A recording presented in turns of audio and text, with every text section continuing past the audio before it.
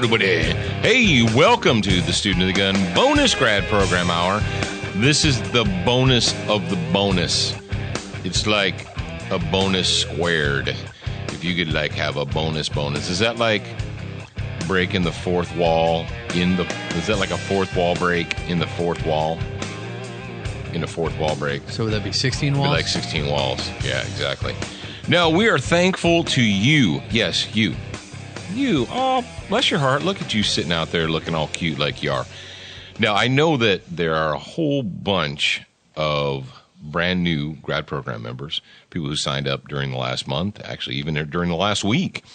And lucky you. Look at you, man. You had no idea that when you signed up for the grad program last week that you would be getting not one, but 2 bonus hours this week for Thanksgiving. So, how could you be more thankful? I don't know. But we are thankful to you members of the grad program because you get it, or at least you're on your way to getting it, or you should be getting it. You're part of our great extended family, and that was something that was it was gratifying. It was very cool this last weekend when we went up to Camden.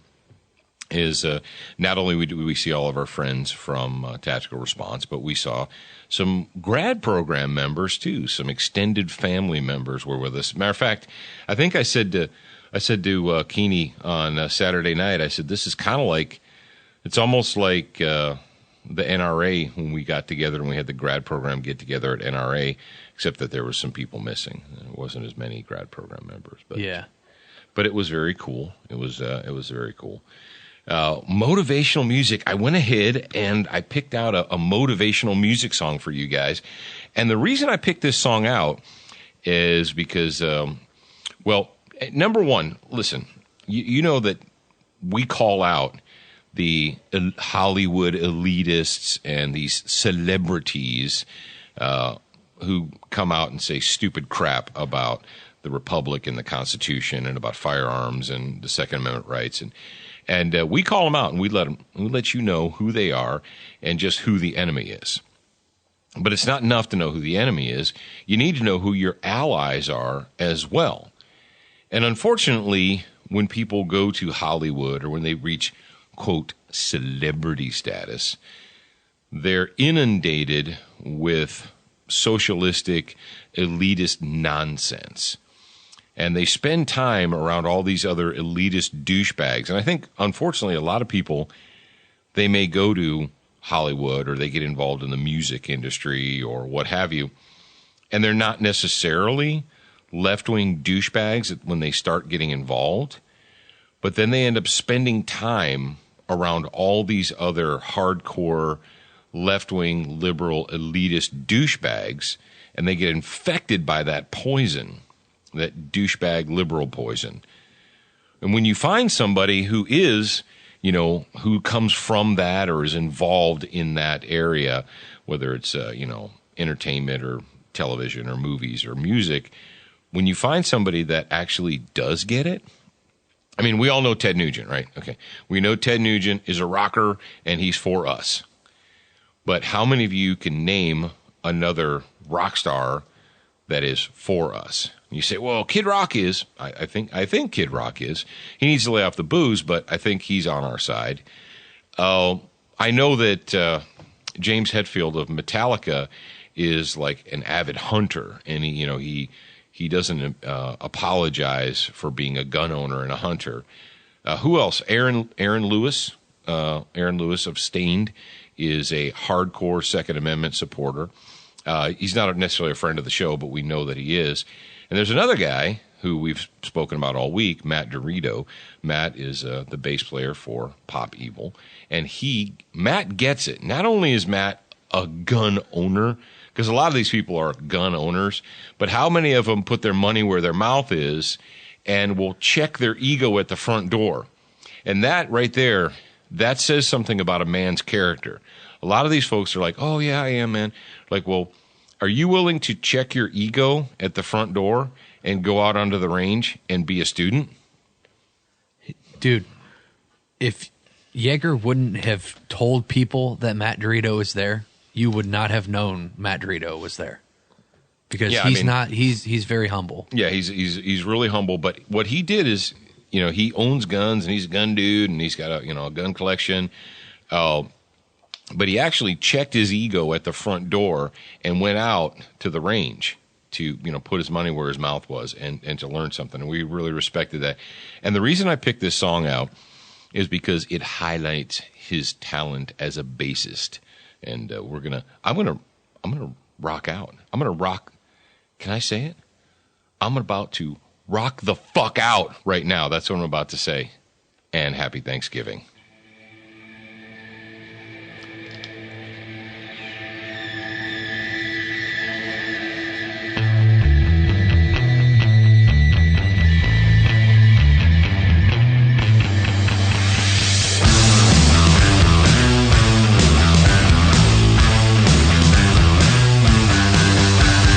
I wanna pick you up, free your mind, take you somewhere. I wanna turn you loose, watch you bloom, meet you out there. Hey, you're looking my way, just come on and play, just come on in, come on in. So many ways to get high, to keep on losing our mind, to keep us feeling alright. So many ways to get high. I wanna climb the wall, watch you fall, get back up there. I wanna watch you sink, chase it to the brink, meet you out there. Hey, you're looking my way, just come on and play, just come on in, come on in. So many ways to get high, to keep on losing our mind, to keep us feeling alright. So many ways to get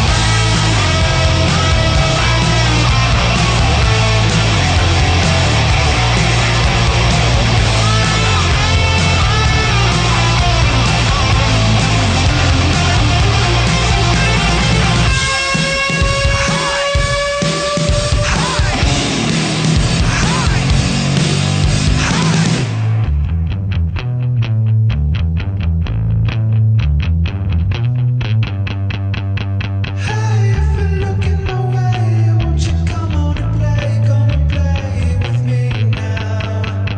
Hey, if you're looking my way, won't you come on and play with me now? Hey, you're looking my way, just come on and play, just come on in, come on in. So many ways to get high, to keep on losing our mind, to keep us feeling alright. So many ways to get high, so many ways to get high, so many ways to get high, so many ways to get high, so many ways to get high. Boom! Yeah. Do you have healthy kids? I have healthy kids, and I'm grateful for that. I'm very thankful for the fact that my children are healthy. Not everybody in the world, not everybody in America can say that. Some of their kids aren't healthy. Some of them have cancer, and that sucks. And is there anything that we can do to help ease their pain? And the answer is yes. If you have healthy kids, if you're thankful for kids that are healthy, that you don't have to take to cancer treatments and you don't have to go to, stay in the Ronald McDonald House, which I can tell you from experience, the Ronald McDonald House is a rock-on charity. As a matter of fact, that's one of the few charities that I felt very, very comfortable giving money to. It's the Ronald McDonald House. But we're going to talk about another one. It's called StarTreatments.org, StarTreatments.org, and it is the charity that was established by our friend Matt Dorito. And what they do, if for some crazy, insane reason you don't know about this, well, I'm going to tell you. As you probably would understand, a lot of young people, a lot of kids that are dealing with cancer treatments, they have to travel a great distance to receive their treatment. And, they go and they get the treatment, and often it makes them feel sick and ill and weak. And so what Matt did is he partnered, he formed a charity, and essentially what he does is when these rock and roll tour buses are not being used by rock and rollers, when they're sitting there otherwise unused, he arranges for them to pick up these kids and their families who have to go long distances to get treatment, and they get treated like rock stars, takes them to the hospital, lets them get their treatment. And then when they have to go back home, it provides a very, very comfortable space and environment for them to rest, them and their families, on their way back home. And I think that is fantastic. Obviously, our friends at Tactical Response are 100% behind it. And we wanted to make sure that you're aware of it. So if you are feeling benevolent and if you're feeling thankful, you can go ahead over to starttreatments.org. That's the website. We'll put it in the show notes for you guys. And if you're feeling thankful and grateful and happy this season, and you want to support a Rock On charity, that would be one that I would put high up on my list. I just noticed that they have, what Amazon Smile is? Yeah. Yeah, they have an Amazon Smile. So when you shop at Amazon, and you choose Star Treatments as your Amazon Smile thing, then Amazon will donate like a percentage of, I think it's like 1% or something. Oh, very cool. Of what you purchase to Star Treatments. And that's on their website, starttreatments.org, and it has like a little Amazon Smile thing that you can click here and add it to your account. So every time you purchase anything on Amazon, get the Farfignugan out of here. Yeah. So what you're telling me is that when people go onto Amazon to buy the Patriot Fire Team Manual or any of our books or any of that stuff, that they can also, while they're doing that, choose startreatments.org as their Amazon Smile, and they can donate to them too. Yep. That is cool. And it costs you no extra money. It costs you, all right, so that is win-win-win. Yeah. Right there. Here's what we're going to do. I'm not going to do it right at this very second because we're talking to the grad program people. But what we're going to do, Jared, is we're going to shoot a video for the public. We're going to put it up on the Facebookage, and we're going to let people know. We're going to tell them, look, when you go, if you feel like, can you do that with Kindle too? I mean, I'm guessing. I don't know how that works. works. We'll research it. But you have to purchase it from Amazon. Right, from Amazon. Because you have to start at smile.amazon.com. But what happens is when you go to amazon.com, I've been using this for a while. Oh, no kidding. But when you go to amazon.com after you set this up on your account and you go to make purchases, it'll pop up with a box that says, hey, remember to start at smile.amazon.com, and it'll give you a link where you can just start there, and then it'll send all the proceeds. That is awesome. That is something that I did not know. And I mean, I knew that a $2 bill looked like a $5 in a strip club. I knew that, but I did not know what you just told me. So that is fantastic, and we want to make sure that everybody knows that. And I gotta get with Matt and ask him if he told Jay that was the thing that he learned today. Oh yeah. All right, you guys want to talk about gun stuff and tactical stuff and so on and so forth. I told you earlier this week that I took like 1 3/4 pages of notes just in one day, actually in one morning, while I was up in Camden this weekend. Because when I go and listen to other people instruct, and I listen to people who deliver lectures, and I participate in a training course quite often, even if I'm just observing, I get lots and lots of notes. Like lots of thoughts are popping around in my cerebellum here, in my brain housing group, pop, pop, pop, pop. And one of the things that the areas that I was considering was speed, as in how fast do you need to go, how fast do you need to practice, shot timers and the value of shot timers, or whether or not they're valuable at all, and so on and so forth. And so what I want to talk about today, and this is kind of a grad program exclusive, or because I haven't spoken about this subject in detail like I'm going to up to this point. you hear a lot, whether it's competition based or sporting based or whatever, you hear people in the gun culture throw around the word fast all the time. Yeah, Mama, I want to go fast. Go fast. How fast is fast enough? How fast is too fast? Should you even be focusing on going fast? And if you if you listen to instructors, if you read the work of instructors, if you read Musashi or if you read Bruce Lee, if you read, there's a pretty famous quote, and it's a paraphrase from Wyatt Earp. He said, he goes, "Take your time quickly."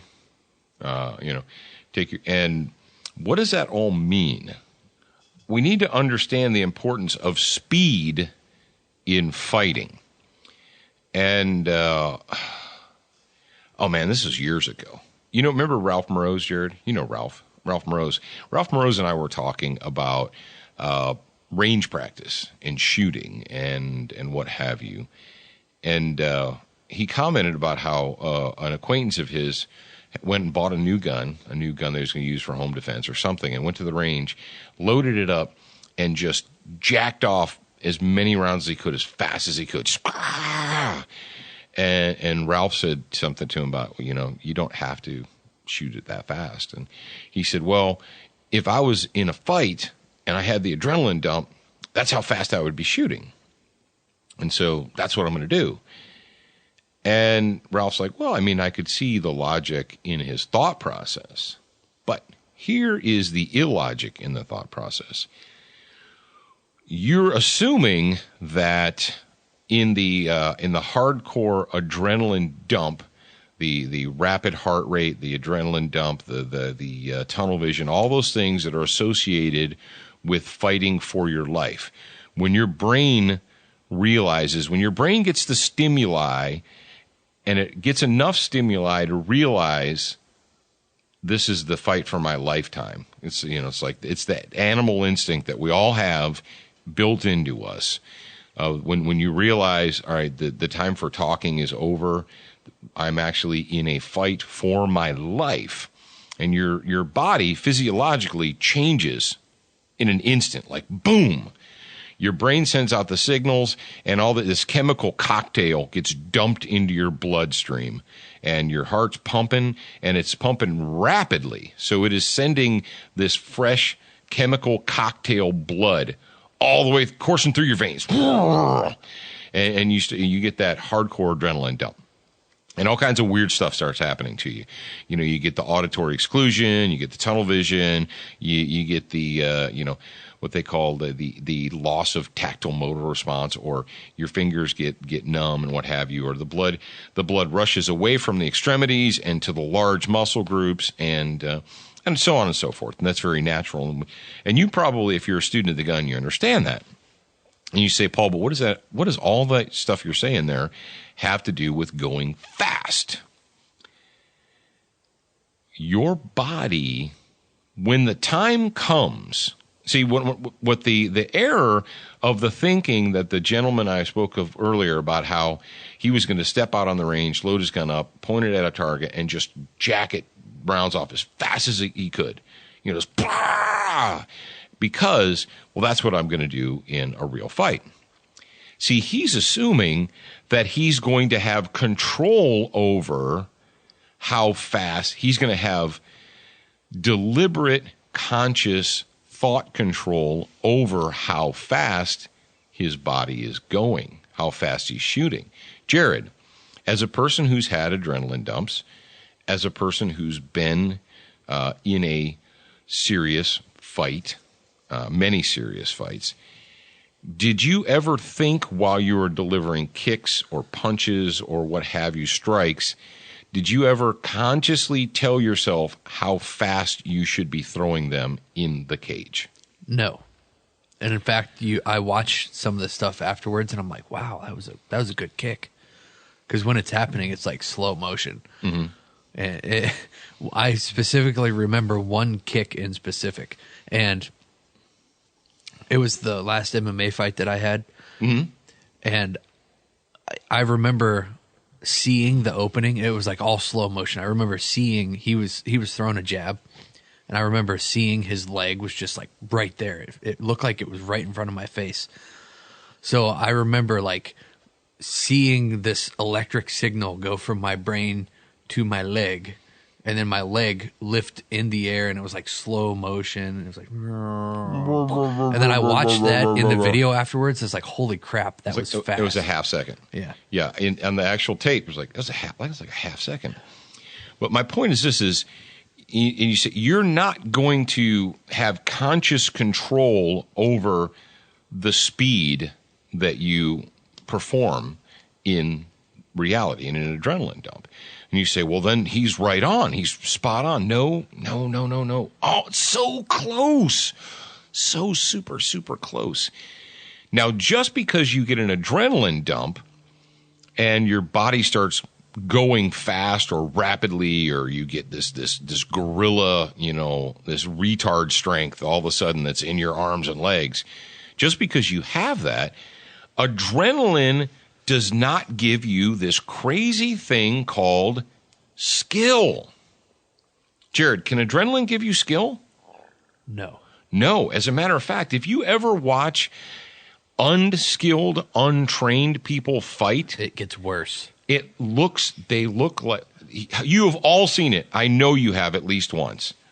The whether it's a schoolyard or whether it's a street fight or whatever, you have untrained people that get involved in a violent altercation.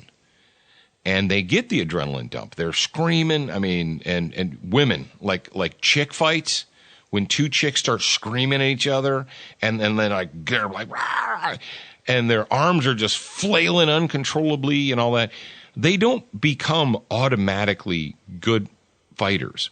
People are like, oh, well, I don't need to train because, well, when it's real, I'll know what to do. My body will know what to do when it's real. Like, who the? You know, it's funny. What? Those people that say that are the exact same people that like to look like they know what they're talking about. And what's interesting is that with all the video cameras around nowadays, everybody's got a video camera on their phone. Yeah. That if they ever have to actually defend their life, it may be on video, and they're going to look like an idiot. Wait, yes. I don't know how this crazy mythology was allowed to be put into place where people believe that the chemical cocktail that's released into your bloodstream during a life or death fight situation, that somehow is going to give you skill. You're going to have skill at that moment in time. It's almost like saying, well, I've never driven a car before, but if I have to get someone to the hospital, I'll get in it and I'll know what to do. No, you won't. And when it comes to speed, when people say, well, how fast should I practice? Years ago, probably season 2 of Student of the Gun television, we did a season-long segment with Max Michel. He's a Team SIG guy. You know what I heard, Jared? That they disbanded Team SIG, that it doesn't exist anymore. That's what I heard too. Yeah. But regardless, Max Michel is he's the fastest human being with a gun on Earth. Or at least he was. He had the national speed challenge, the American speed challenge, and then the international speed challenge. He was like the fastest dude with a gun on Earth at the time. And so you'd think when that dude goes out to practice, he's got a shot timer, and he's like, beep, beep, beep. And what he told me is, he said, when I practice being fast, he said, I actually very rarely, only a small percentage of his practice time was done on a shot clock, was done on a timer. And you say, what? But that doesn't make any sense. He's trying to be the fastest guy in the world. He should be racing a shot timer to get good. No. You don't get good racing a shot timer. You get good by developing and training the neuromuscular pathways, the things that control, the sensory pathways between your brain saying, hey, body, you need to do something, and your muscles, nerves, tendons, and all that actually accomplishing that task. And when I talked to Max about his training regime, he said, actually, what I do when I go out to train, I deliberately train at about 50%. He goes, I go about half the speed that I think I would need to go in a competition or a match.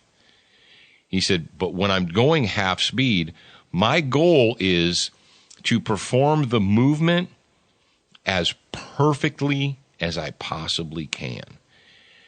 He said, I deliberately set out to, every motion is deliberate, it's slow, but it's very purposeful.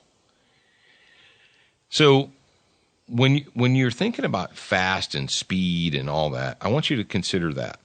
Oh, Jared, tell them about how when we were doing Randori, when we were with John Saylor, and he's like, all right, we're going to grapple, we're going to get on the ground, we're going to do. It was Randori, right? Yeah, doing Randori.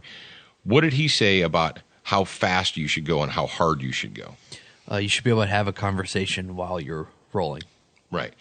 So it's usually about 50, 60%. Right. So you're going about 50%. He said if you get to the point where you're so winded that you can't have a conversation, you're going too hard and too fast. And people are like, well, that doesn't make any sense because when you fight, you're going to have to go hard and fast. Bros, focus on getting it right. Focus on learning the technique. Focus on training your body, teaching it what to do. And then when the adrenaline dump comes, your body will just do it. You won't have to worry about how fast because you're going to go as fast as your body can go without failing, without crashing. Your muscles will move as fast as the adrenaline dictates, but adrenaline doesn't give you skill. So what I'm telling you right now is stop trying to go fast in practice. What I want you to do is I want you to do everything correctly. Now, am I telling you to move slow like a turtle? No, don't be a retard. But what I'm telling you is you're better off learning to act in a rapid fashion than you are focusing on beating the clock.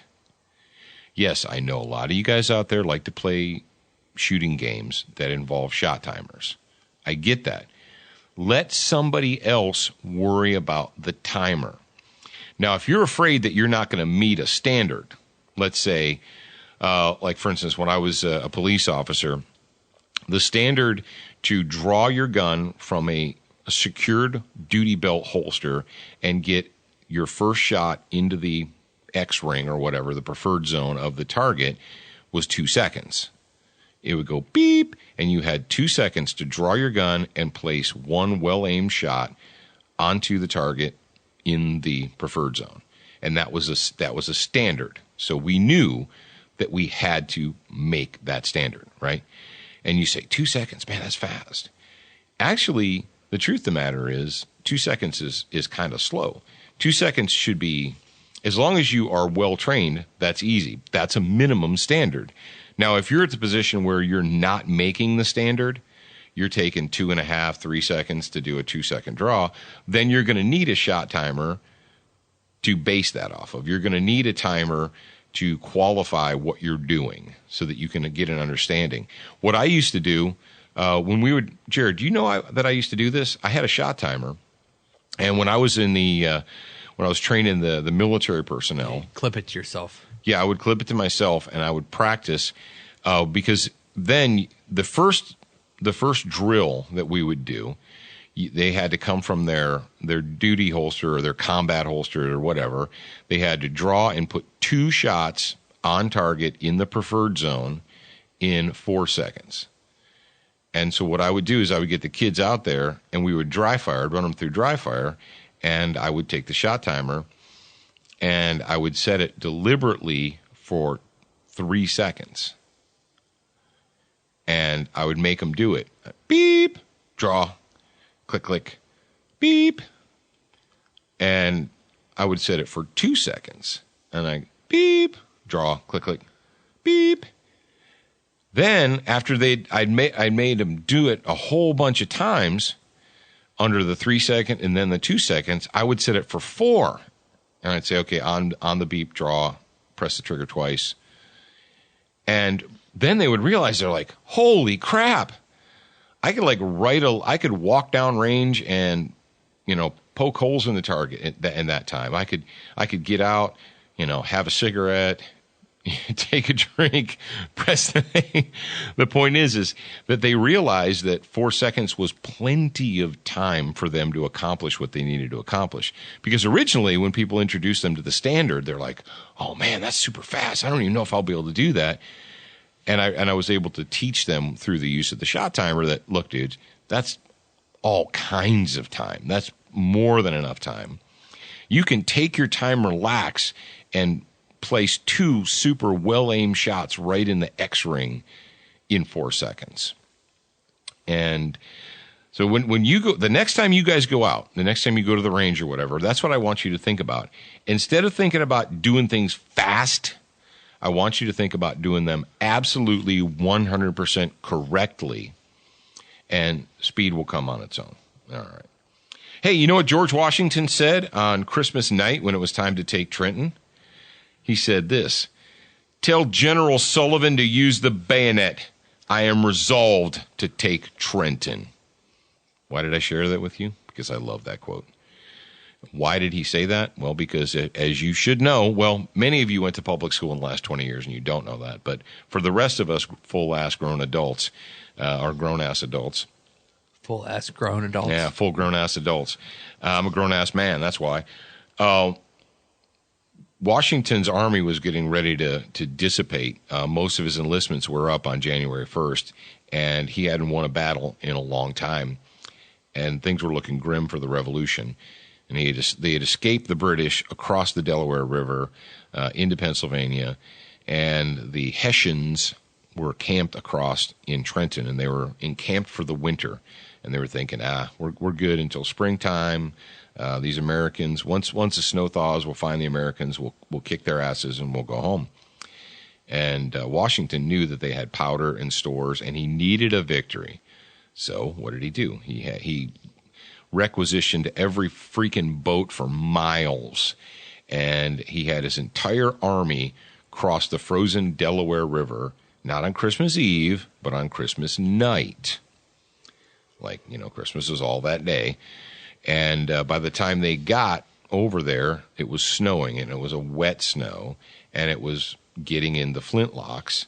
And some of the officers and General Sullivan, they were concerned that the flintlocks weren't going to work because the powder was wet and they would be screwed. And Washington basically said, I don't care. Tell the men to fix bayonets. We're taking Trenton. This is going to happen. If we have to locate, close with, and stab the enemy with our bayonets, that is what we're going to do. And obviously it was a great victory for the Americans, and it rejuvenated the troops, and they had a huge victory. They defeated this foreign mercenary army, which no one thought they were going to be able to do. They marched them through the streets of Philadelphia. They said, "Look at this." I think we lost 2 men during the Battle of Trenton, and the Hessians lost. They didn't lose that many. I think it was something in the 20s that got killed. Their commanding officer was killed. And several of them were killed, but most they were taken unawares. They had been drinking all day, and by the time they grabbed their rifles and got out into the streets, it was too late. They were already overwhelmed. We had cannons set up to fire down the street, and it was a huge victory. And then shortly thereafter, we took Princeton, and that was a big one because there was military stores and food and so forth. And then they went into winter encampment. They went out on a victory. They went out on a high note. It's kind of like never leave the range with a miss. Right, Jared? Always leave the range with a hit. Always do your best before you leave. And I just thought I'd share that with you guys because, hey, that's it, man. We're only going to have time for one of these stories. So do you want to just pick one? Sure. We can drop the other one down for tomorrow. Yeah, let's go ahead and do that. You guys want to talk about a bitch ass motherfucker who thought it would be cool to talk about killing the president elect? Okay, this is what I want you guys to do. Text 1 to SOTG for bitch ass motherfucker, or text 2 to SOTG for American winners. All right, I'm tallying up the results, and it's number 1, bitch ass motherfucker. All right, good job, good job. I'll let you go ahead and adjust the notes. Yeah. All right, so as you guys know, that the left, the radical left, the socialists in America, the ones that look out at the rest of the country and tell the rest of the country that they are the ones who are fair. They are the ones who are tolerant. They are the ones who are charitable and merciful and this and that and the other things. And the fact of the matter is, it's the exact opposite. The left-wing socialist Democrat scumbags in America are the most intolerant, worst losers of all. And this story comes to us from the GOPDailyDose.com. And it's a story by Harry Hibbs, and it was dated November 20th, 2016. And the title of the story is CEO who threatened to kill Trump with a sniper rifle says life has been turned upside down. Let's see if you and I can find it in our hearts to feel bad for this douchebag. All right, the story begins. Harrigan was the CEO of Packet Sled until he resigned his position Tuesday morning. This is the last Tuesday morning. He said he's sorry for his words and he wants to tell his side of the story. It says 100% fed up, quoted him saying, we all make choices in life. Some of the, he said, this is what he said. He said he was drunk and he didn't mean it. Okay, actually, in vino veritas, the truth is in the wine. People speak what is in their hearts when they are drunk. Continuing, he says, we all make choices in life. Some of them are dumber than others. This former CEO, however, takes the cake. He's likely not going to get too much sympathy from anyone other than George Soros or the underbelly of the Democrat Party. The former CEO of the local cybersecurity firm is talking to 10 News about his threat to shoot President-elect Donald Trump. Now, let me hip you to something like this.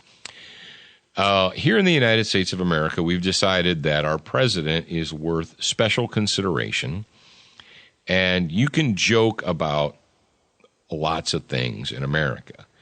But if you joke about or threaten or go on a rant about killing the chief executive, well, that actually is a crime, and that will get you a visit generally from the Secret Service of the United States of America or the FBI or your local police officer.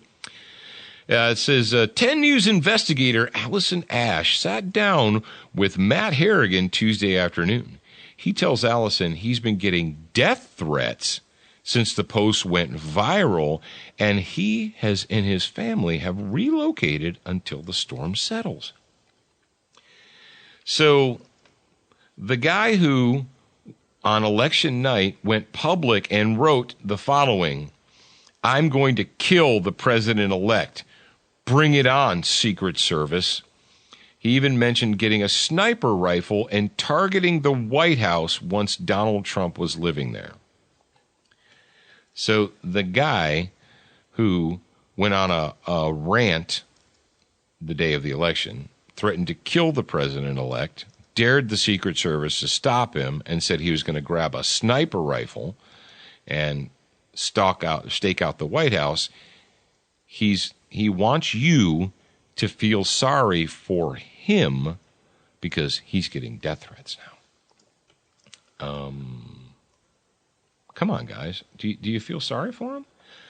Oh, well, and he also lost his job. He said, I'm incredibly apologetic for that. I don't know, Harrigan said. It was a very, very dumb thing to do, and I regret it very, very much. And I would take it back if I could.